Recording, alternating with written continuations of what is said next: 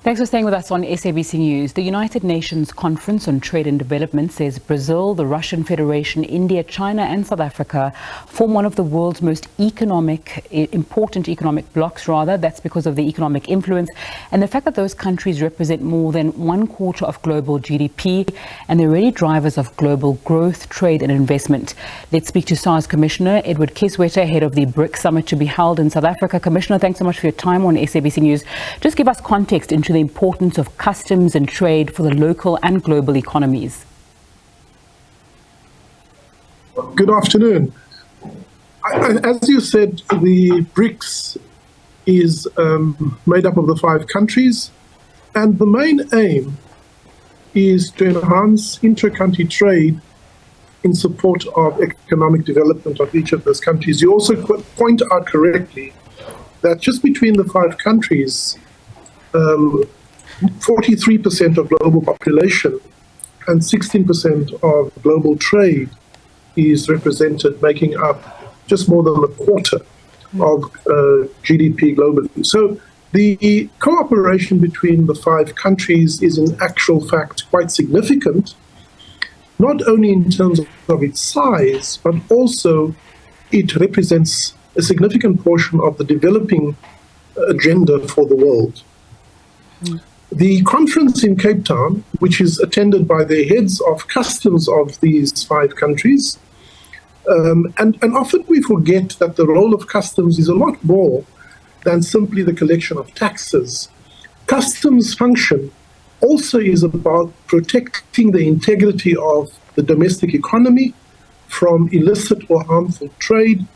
It's about facilitating trade through our ports of entry in a way that is efficient, effective, in support of economic activities and growth.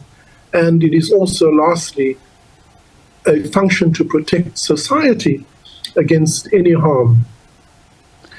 This particular conference by the 5 BRICS countries will focus on 3 areas of collaboration. The one is how do we work together through the exchange of information to conduct joint enforcement operations, because often trade is between countries, and so also are criminal syndicates that facilitate and are involved in illicit and illegal trade.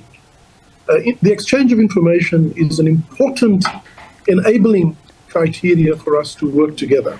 The second area of collaboration is we have what we call an authorized economic operator accreditation program. Each of the 5 countries have their own accreditation program, and we are working towards a mutual recognition agreement where each country recognizes the others in terms of their trade, and then in terms of the AO accreditation. And the third area of collaboration is capacity building, because integral to all of this is not simply data and technology, but it is also having professional customs officers and specialists who are adequately trained and skilled to do this important work. All right, let's stay on the issue of illicit trade. One of the ways that countries are being robbed is through that. You've put the number at around 2 trillion rand, but it's also unclear because it's such a murky space.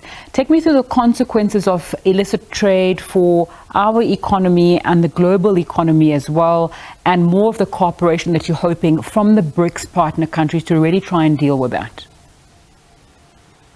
So let me first talk about the impact. Illicit trade, which generally operate below the radar, implies a number of things. Firstly, it is a huge revenue compromise, which means that the countries do not collect the customs duties and relevant taxes that will improve its own fiscal integrity. Secondly, very often a lot of the illicit trade, like tobacco, for example, and often narcotics, also introduces unregulated and harmful products into the value chain, into the market, which consumers, because of price advantage, are then offered, and this has harmful health effects to society. And then thirdly, the combination of two also erodes the social cohesion of South African society. All of these are negative. At the same time, how we can collaborate between each other.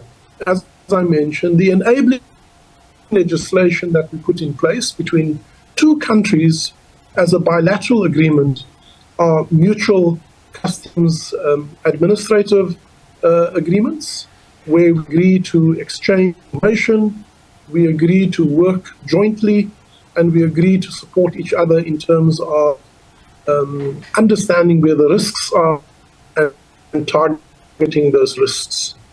Secondly, in terms of the facilitation mandate, that is where the mutual recognition agreement of authorized economic operators. And what is an AEO? It is really an import that has been accredited and therefore experiences a so-called green lane. They don't require the same level of enforcement as a trader or importer who is not accredited. So it is the collaborative work that we do, not only on a bilateral basis, but also between the 5 countries. All right, Edward Kieswetter, the Commissioner of SARS, just joining us there, talking about the tax and customs meeting that's going to be taking place and the role of BRICS and really working around that. We seem to have lost him at the end, but we got the sense of what he was saying. Thanks so much to him for his time.